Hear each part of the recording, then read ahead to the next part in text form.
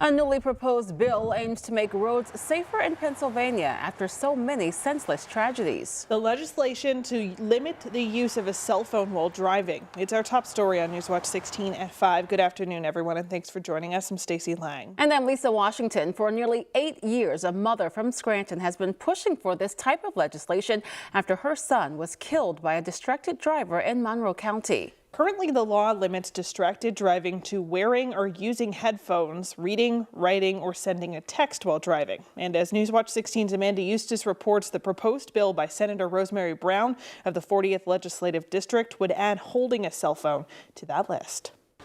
This cross still sits along Route 33 North near Saylorsburg. It's the site of a crash that killed 21-year-old Paul Miller from Scranton. He died in July of 2010 after police say a tractor-trailer driver was distracted by his cell phone and crossed the center median, hitting Miller's car. He was this big, strong, healthy man, knew where he was going in life, and 24 hours later, I couldn't even recognize my child. I just couldn't.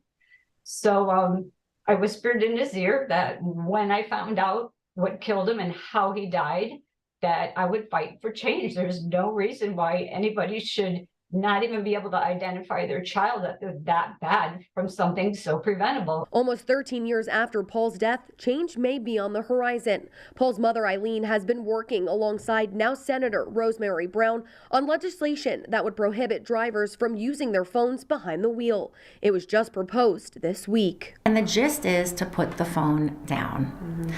This is still not going to be the end-all be-all, but it is a behavioral change that we're trying to make in Pennsylvania to try to save lives.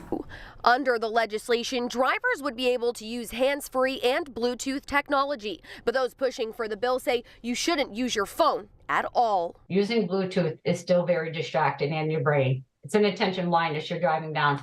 It's the best that we can do to do something to get that phone out of their hand. If the bill is passed and signed into law, police would be able to pull you over and fine you. People will get a warning, and then after that, if you were pulled over again, summary offense, $150. If you were pulled over again, and this is now your second or third time, you would get a summary offense with a higher fine. And then if you got pulled over again, you would get a larger fine and points on your license. The bill still needs to pass through the Senate before it can go to the State House. Amanda Eustace, Newswatch 16, Monroe County.